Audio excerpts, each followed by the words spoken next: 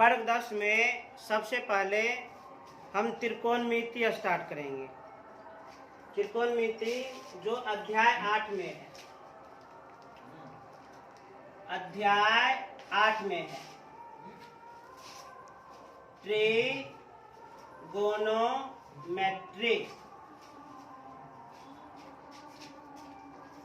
इसको हिंदी में हम लोग कहते हैं त्रिकोणमिति। त्रिकोणमिति। सबसे पहले इसका अर्थ समझा जाए। इसका अर्थ क्या होता है? ट्रिगोनोमेट्री या 3 शब्दों के मेल से बना है।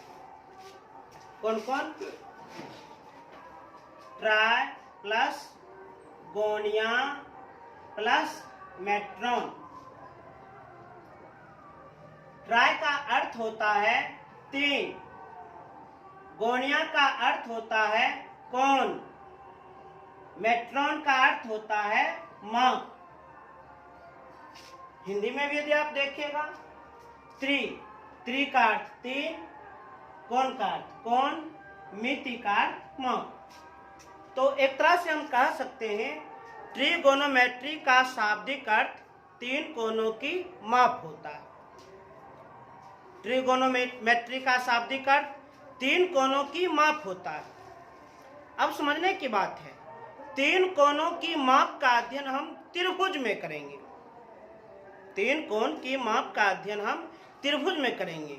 और त्रिकोणमिति में विशेष रूप से स्पेशली हम समकोण त्रिभुज का अध्ययन करते हैं। त्रिकोणमिति में स्पेशली हम लोग समकोण त्रिभुज का अध्ययन करते हैं। तो चूंकि त्रिकोणमिति में हम समकोण त्रिभुज का अध्ययन करेंगे, तो समकोण त्रिभुज के बारे में पहले समझा जाए। क्या है समकोण त्रिभुज, उसके बारे में पहले समझा जाए, सीखा जाए। तो सबसे पहले हम आप लोगों को अर्थ बताए हैं। ट्रिगोनोमेट्री अंग्रेजी नाम है, हिंदी में त्रिकोणमिति कहते हैं। इसका अर्थ होता है 3 कोणों की माप। 3 कोणों की माप का अध्ययन हम मुख्य रूप से त्रिभुज में करते हैं। और त्रिकोणमिति में विशेष रूप से समकोण त्रिभुज का अध्ययन किया जाता है। तो सबसे पहले समकोण त्रिभुज को समझा जाए। क्या है समकोण त्रिभुज? एक बात ध्यान रहे कि जब कुछ लिखने का बारी आवे तो आप लोग वीडियो को रोक रोक कर, जिसको अंग्रेजी में पॉज करना कहते हैं, तो वीडियो को रोक रोक करके आप लोग उतार लीजिएगा। ध्यान रहे, जब उतारने की बारी आवे तो वीडियो को आप लोग रोक रोक के उतार लेना है। त्रिकोणमिति अभी हम लोग तुरंत समझे हैं कि त्रिकोणमिति में मुख्य रूप से समकोण त्रिभुज का अध्ययन करते हैं। अब ध्यान से देखा जाए, समकोण त्रिभुज का एक निश्चित फिगर होता है। ये देख लीजिए,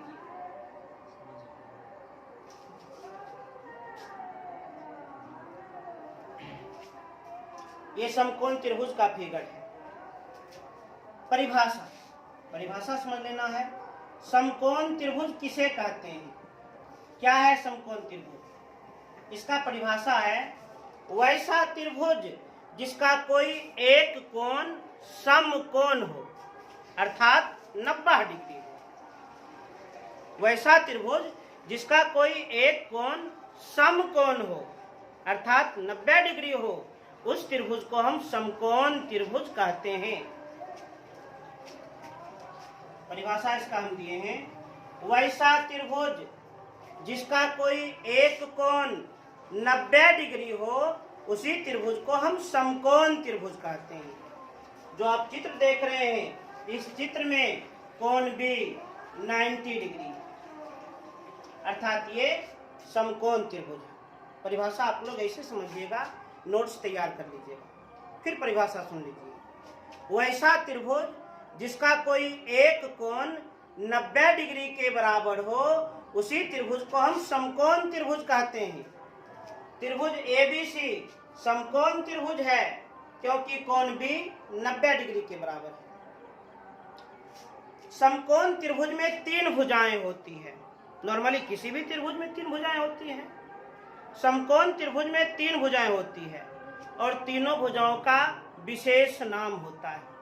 क्या विशेष नाम होता है? ध्यान से सुनना। जैसे इसमें 3 भुजाएं AB, BC और CA है। तीनों भुजा का नाम सुना जाए।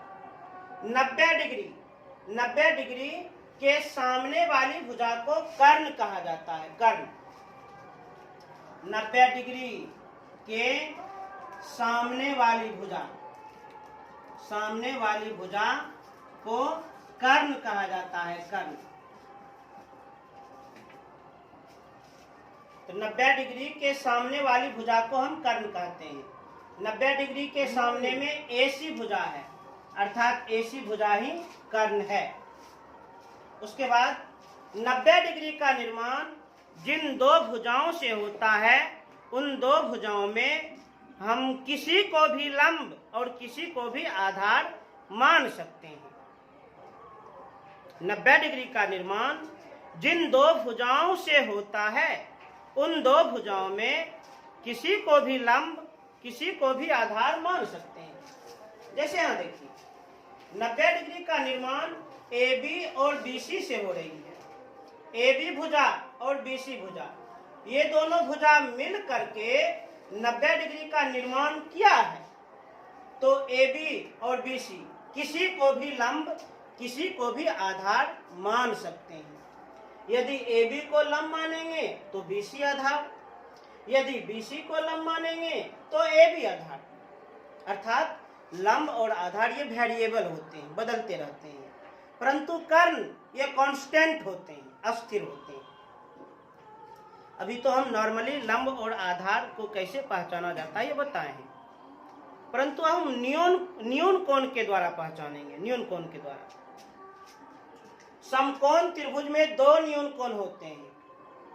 समकोण को छोड़ करके अन्य जो 2 कोण होते हैं वे दोनों कोण न्यून कोण होते हैं। अर्थात कोण A न्यून कोण है, इसका मान 0 डिग्री से बड़ा 90 डिग्री से कम। और कोण C न्यून कोण है, इसका मान 0 डिग्री से बड़ा और 90 डिग्री से कम। समकोण त्रिभुज में 2 न्यून कोण होते हैं। 2 कोण A यह भी न्यून कोण है, कोण C यह भी न्यून कोण है। अर्थात कोण A और कोण C ये दोनों कोण का मान 0 डिग्री से अधिक 90 डिग्री से कम। तो न्यून कोण के अनुसार लंब और आधार को पहचाना जाए। नियम सुनिए। नियम, न्यून कोण के सामने की भुजा लंब कहलाती है।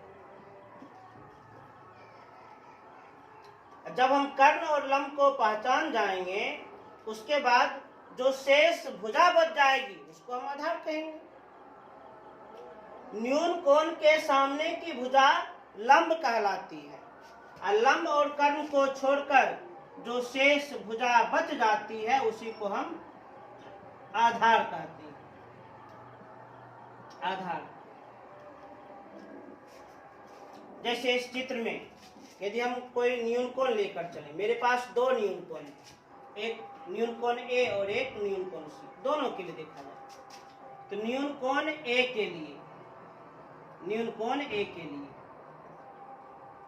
तो न्यून कोण A के लिए लंब क्या है, आधार क्या है और कर्ण क्या है, एकदम ध्यान से देखिएगा। कॉन्सेप्ट आपको समझाए हैं। न्यून कोण के सामने की भुजा लंब कहलाती है। लंब को अंग्रेजी में परपेंडिकुलर कहते हैं। परपेंडिकुलर।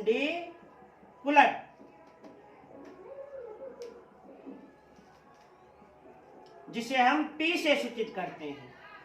आधार को अंग्रेजी में बेस कहते हैं, बेस, जिसे हम B से सूचित करते हैं।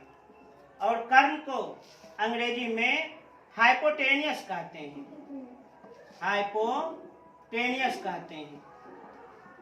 जिसे हम H से सूचित करते हैं।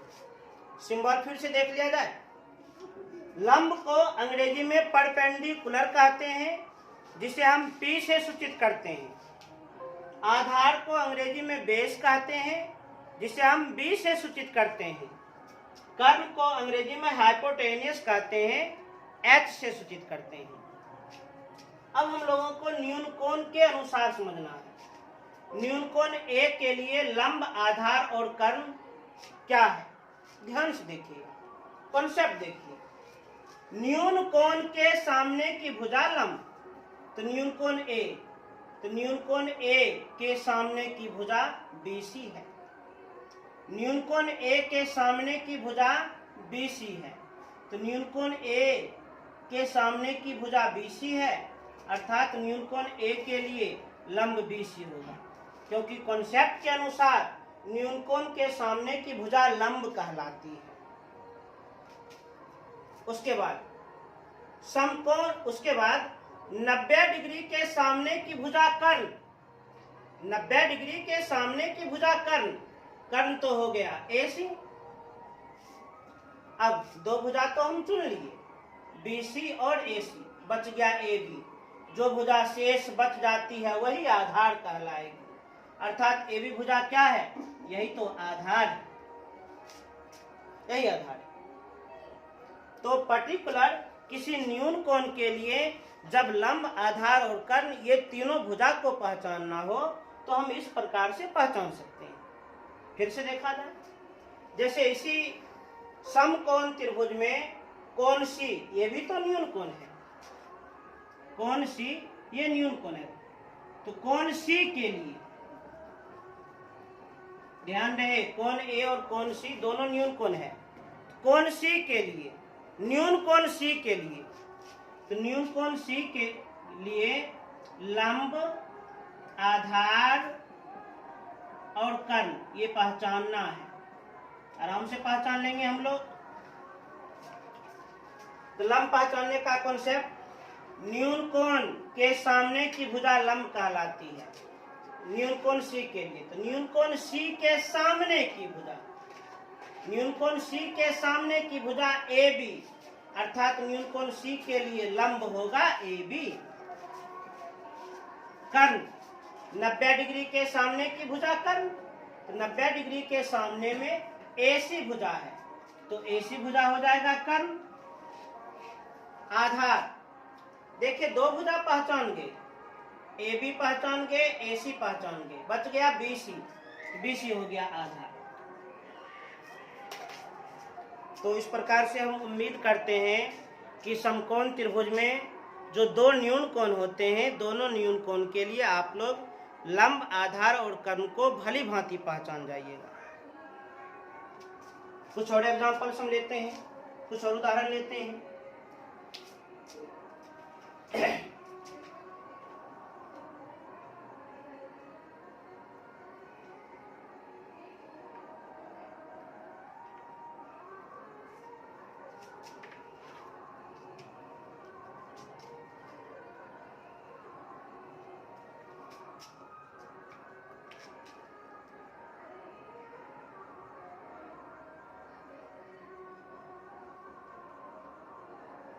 X, Y, Z समकोण त्रिभुज है, क्योंकि कोण Y समकोण है, अर्थात कोण Y का मान 90 डिग्री।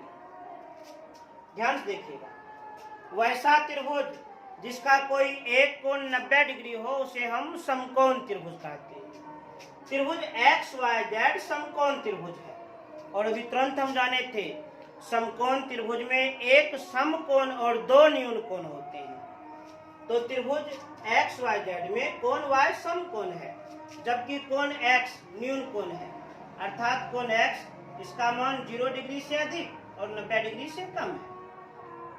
कोण Z ये भी न्यून कोण है, अर्थात इसका मान 0 डिग्री से अधिक और 90 डिग्री से कम है।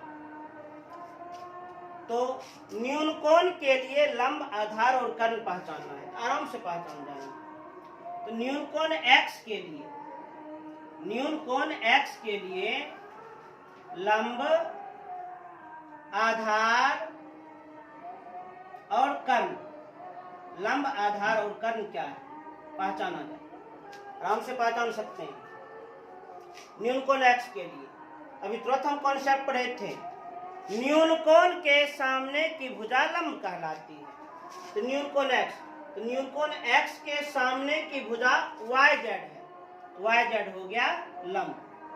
उसके बाद कर्ण, 90 डिग्री के सामने की भुजा कर्ण कहलाती है, तो 90 डिग्री के सामने में xz ये हो गया कर्ण। उसके बाद दो भुजा तो हम लिख दिए, बच गया आधार, तो yz और xz, तो बच गया xy हो गया आधार। इस तरह से तीनों भुजा हम पहचान गए।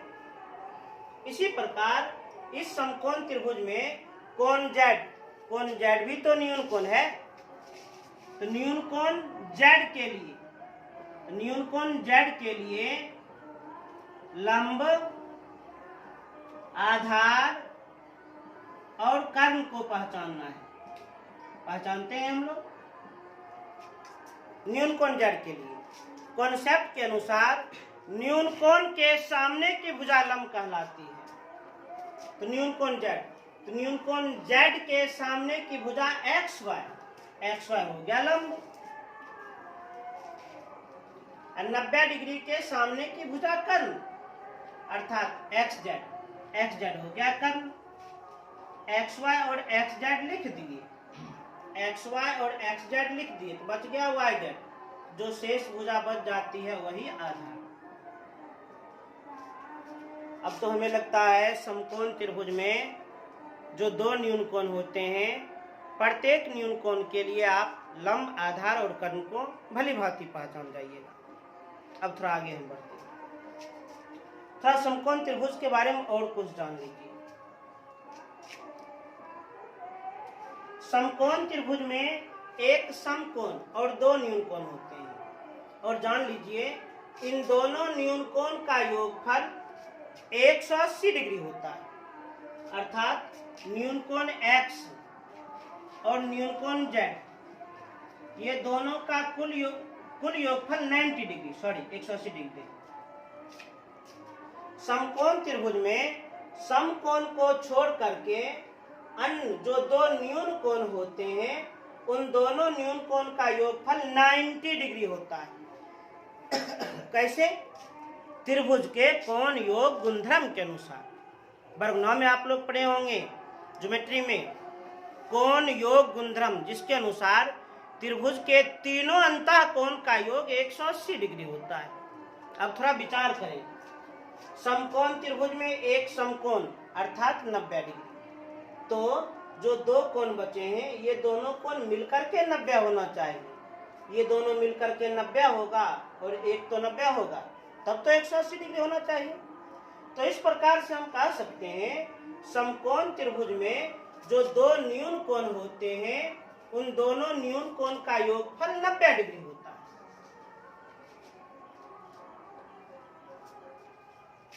अब एक और परिभाषा सुनिए, जब दो कोण का योग 90 डिग्री हो तो वे दोनों कोण एक दूसरे के पूरक कोण कहलाते हैं, कॉम्प्लीमेंट्री एंगल। ये पूरक कोण क्या है? ये पूरक कोण हम किसे कहते हैं? पूरक कोण, अंग्रेजी में इसको हम कहते हैं कॉम्प्लीमेंट्री एंगल। क्या है कॉम्प्लीमेंट्री एंगल? जब दो कोण का योगफल 90 डिग्री के बराबर हो तो वे दोनों कोण एक दूसरे के पूरक कोण कहलाते हैं। समकोण त्रिभुज में समकोण को छोड़कर जो दो अन्य न्यून कोण होते हैं, उन दोनों न्यून कोण का योग 90 डिग्री होता है, अर्थात ये दोनों न्यून कोण एक दूसरे के पूरक कोण कहलाते हैं। कोण x का पूरक कोण z, कोण z का पूरक कोण x। और जान लीजिए दो पूरक कोण का योगफल 90 डिग्री होता है। जैसे मान कर चलिए यदि कोण x 10 डिग्री होगा, कोण z 80 डिग्री होगा, क्योंकि 10 प्लस 80 90 डिग्री। अब पूरक कोण में दो कोण का योग 90 डिग्री ही होना चाहिए। यदि कोण x 20 डिग्री होगा, कोण z 70 डिग्री। यदि कोण x 30 डिग्री होगा, कोण z 60 डिग्री। यदि कोण x 40 डिग्री होगा, कोण z 50 डिग्री। यदि कोण x 60 डिग्री होगा, कोण z 30 डिग्री। तो एक और नया कॉन्सेप्ट जान गए, समकोण त्रिभुज में समकोण को छोड़कर जो दो अन्य न्यून कोण होते हैं, उन दोनों न्यून कोण का योगफल 90 डिग्री होता है, अर्थात वे दोनों न्यून कोण एक दूसरे के पूरक कोण कहलाते हैं, कॉम्प्लीमेंट्री एंगल कहलाते हैं। उसके बाद ये जो आप बोर्ड पर से उतारिएगा, इसको आप लोग रोक रोक करके उतार लेना। हम इसे डायरेक्ट मिटा देते हैं, आप इसे रोक रोक करके बढ़िया से उतार लीजिएगा।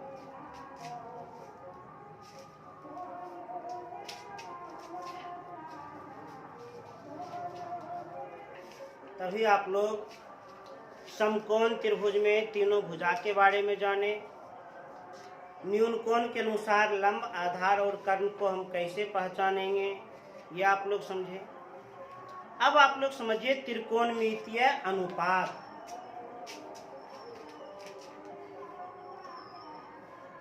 त्रिकोणमितीय अनुपात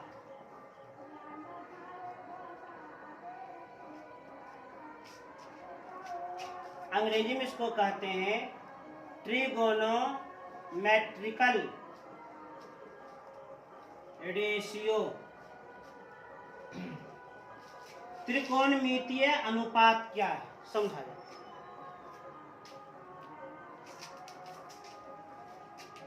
समकोण त्रिभुज में किन्हीं दो भुजाओं के अनुपात का संबंध न्यून कोण के द्वारा स्थापित करना। समकोण त्रिभुज में किन्हीं दो भुजाओं के अनुपात को न्यून कोण के साथ जब हम संबंध स्थापित करते हैं, तो समकोण त्रिभुज के उन दो भुजाओं का अनुपात ही त्रिकोणमितीय अनुपात कहलाता है। सर्वप्रथम त्रिकोणमितीय अनुपात के बारे में ग्रीक गणितज्ञ हिपार्कस ने बताया था 140 BC, अर्थात ईसा मसीह के जन्म से 140 वर्ष पहले। सर्वप्रथम ग्रीक गणितज्ञ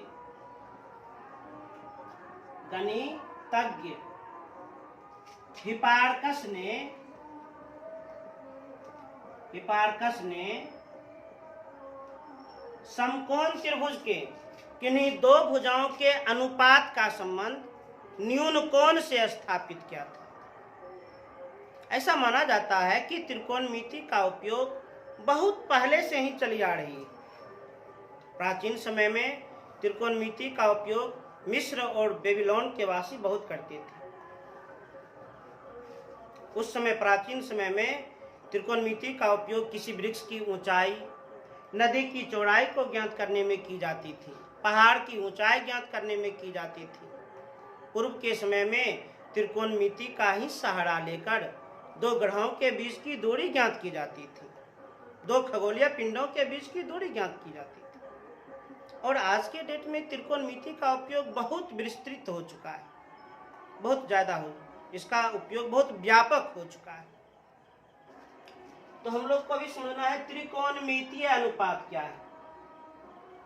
तो त्रिकोणमितीय अनुपात किसको कहते हैं? तो समकोण त्रिभुज में समकोण त्रिभुज के दो भुजाओं के अनुपात को न्यून कोण के द्वारा संबंध स्थापित करना ही त्रिकोणमितीय अनुपात कहलाता है। त्रिकोणमितीय अनुपात की संख्या 6 होती है, 6। त्रिकोणमितीय अनुपात की संख्या 6 होती है। जैसे फिगर समझिए, ये समकोण त्रिभुज है। परिभाषा में असमकोण त्रिभुज का एक फिक्स चित्र होता है, इसी प्रकार का, इसी ढंग का। समकोण त्रिभुज किसे कहते हैं? वैसा त्रिभुज जिसका कोई एक कोण 90 डिग्री हो, उसे हम समकोण त्रिभुज कहते हैं। 90 डिग्री के सामने की भुजा को कर्ण कहते हैं। मान लीजिए कर्ण है और 90 डिग्री का निर्माण जिन दो भुजाओं से होता है, उन दो भुजाओं में किसी भी भुजा को लंब किसी को भी आधार मान सकते हैं। यदि ए बी को लंब मानेंगे तो BC आधार, यदि BC को लंब मानेंगे तो AB आधार। मान लीजिए इसको हम लंब मानते हैं, इसको आधार मानते हैं। कर्ण को अंग्रेजी में हाइपोटेनियस कहते हैं, S से सूचित करते हैं। आधार को अंग्रेजी में हम बेस कहते हैं, B से सूचित करते हैं। लंब को अंग्रेजी में परपेंडिकुलर कहते हैं, P से सूचित करते हैं। यदि इसी मानकर चलिए किसी विशेष न्यून कोण के लिए पूछा जाता तब हमको कॉन्सेप्ट के अनुसार बढ़ना पड़ता। अभी नॉर्मल ढंग से बतला दिए, AB लंब है, BC आधार है और AC कर्ण है। त्रिकोणमितीय अनुपात किसे कहते हैं, हम लोग को ये टॉपिक समझना है। क्या है त्रिकोणमितीय अनुपात? तो किसी समकोण त्रिभुज में जब किसी न्यून कोण का संबंध समकोण त्रिभुज के जिन दो भुजाओं के अनुपात के साथ स्थापित किया जाता है तो भुजाओं का यह अनुपात ही त्रिकोणमितीय अनुपात कहलाता है। त्रिकोणमितीय अनुपात की संख्या 6 होती है। पहला साइन थीटा, दूसरा कॉस थीटा, तीसरा टेन थीटा, चौथा कॉट थीटा, पांचवा सेक थीटा और छठा कोसेक थीटा। यह जो आप थीटा को देख रहे हैं, ये थीटा किसको रिप्रेजेंट कर रहा है? ये थीटा किसी न्यून कोण को रिप्रेजेंट कर रहा है। यहाँ पर जो थीटा देख रहे हैं यह न्यून कोण है, न्यून कोण। और वास्तव में sine, cos, tan, cot, sec और cosec, sine, cos, tan, cot, sec और कोसेक, ये सब जो आप देख रहे हैं ये वास्तव में समकोण त्रिभुज के किन्हीं दो भुजाओं के अनुपात को प्रदर्शित करता है। एक प्रकार से हम कह सकते हैं यह समकोण त्रिभुज के दो भुजाओं के अनुपात का एक सिंबल है, एक संकेत है। साइन एक प्रकार का अनुपात है जो समकोण त्रिभुज के दो भुजाओं के बीच के अनुपात को प्रदर्शित करता है। अर्थात लंब और कर्ण के अनुपात को हम साइन थीटा के द्वारा व्यक्त करते हैं। आधार और कर्ण के अनुपात को कॉस थीटा के द्वारा व्यक्त करते हैं। लंब और आधार के अनुपात को टेन थीटा के द्वारा व्यक्त करते हैं। आधार और लंब के अनुपात को कॉट थीटा के द्वारा व्यक्त करते हैं। कर्ण और आधार के अनुपात को सेक थीटा के द्वारा व्यक्त करते हैं। कर्ण और लंब के अनुपात को कोसेक थीटा के द्वारा व्यक्त करते हैं।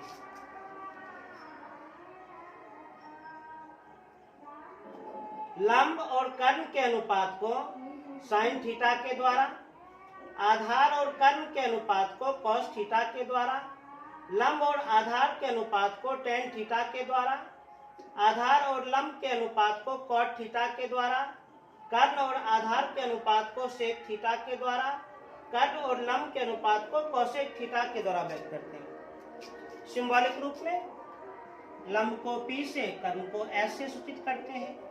आधार को B से, कर्ण को S से सूचित करते हैं।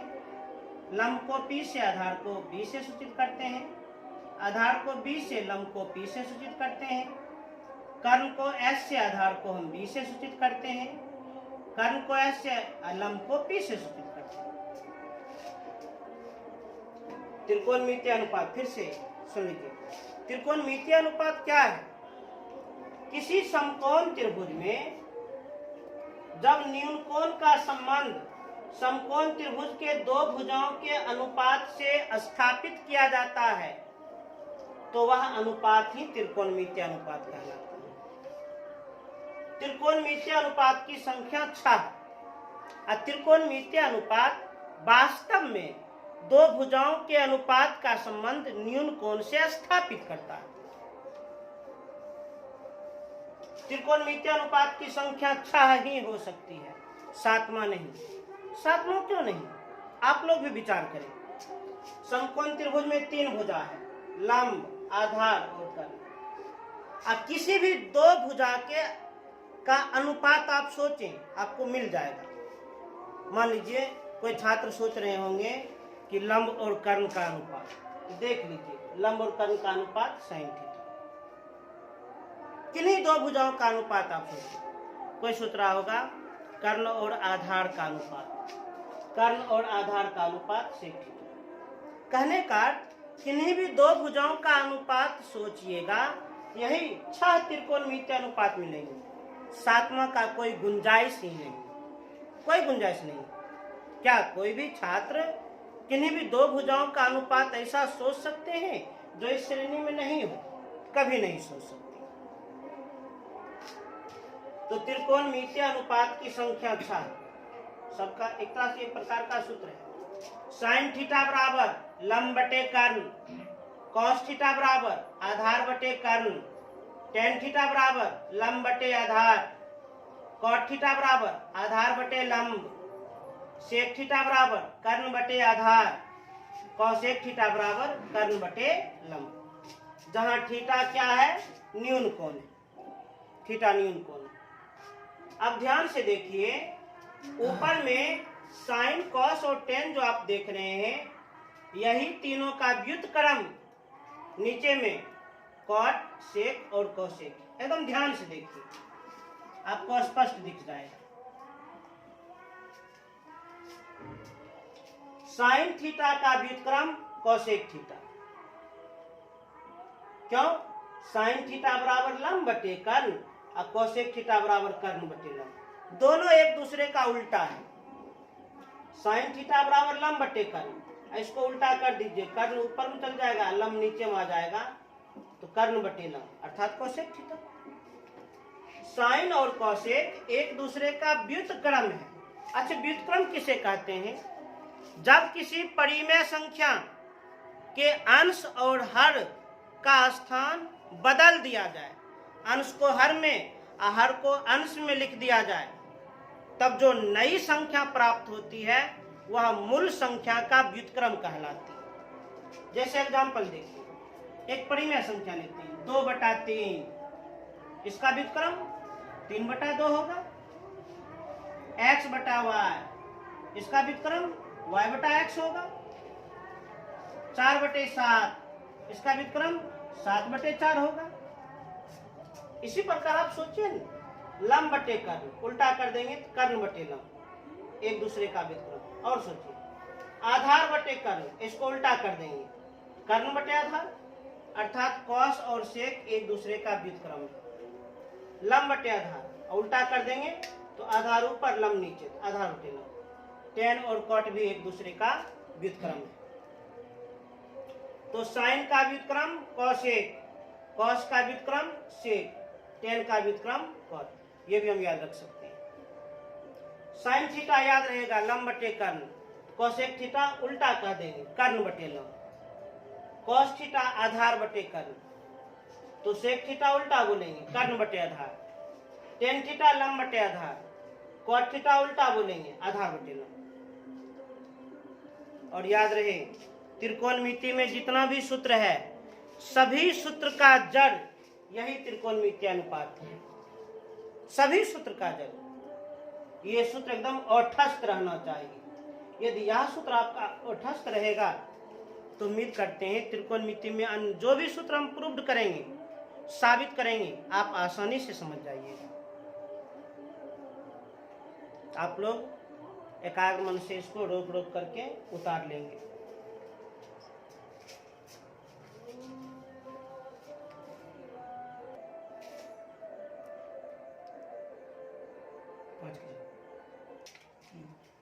समकोण त्रिभुज के तीनों भुजा, लंब, आधार और कर्ण, तीनों भुजाओं के बीच में एक संबंध है। यह संबंध महान गणितज्ञ पाइथागोरस ने सिद्ध किया था। चैप्टर नंबर 6 त्रिभुज, उसमें लास्ट में हम भी आपको प्रूव कर दिखा देंगे। पाइथागोरस प्रमेय परीक्षा के लिए उपयोगी। तो महान गणितज्ञ पाइथागोरस ने ही समकोण त्रिभुज के तीनों भुजाओं के बीच एक संबंध स्थापित किया, जिसके अनुसार समकोण त्रिभुज के सबसे बड़ी भुजा का वर्ग अन्य दो भुजाओं के वर्गों के योगफल के बराबर होते हैं। समकोण त्रिभुज में सबसे बड़ी भुजा हम कर्ण को मानते हैं। पाइथागोरस के अनुसार किसी समकोण त्रिभुज में सबसे बड़ी भुजा का वर्ग अन्य दो भुजाओं के वर्गों के योगफल के बराबर होते हैं, जिसके अनुसार एक सूत्र बनता है।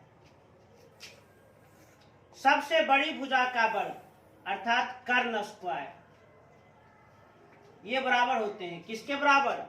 अन्य दो भुजाओं के वर्गों के योगफल के, अर्थात लंब स्क्वायर प्लस आधार स्क्वायर।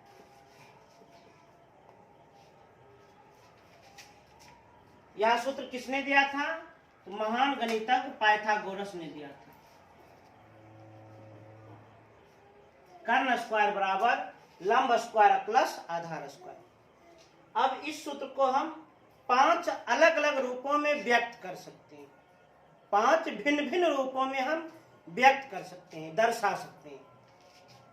अलजेब्रा के नियम के अनुसार जिसका मान निकालना हो उसको हम बिल्कुल अकेला लिखते हैं और समीकरण के 2 पक्ष में किसी एक पक्ष में लिखते हैं।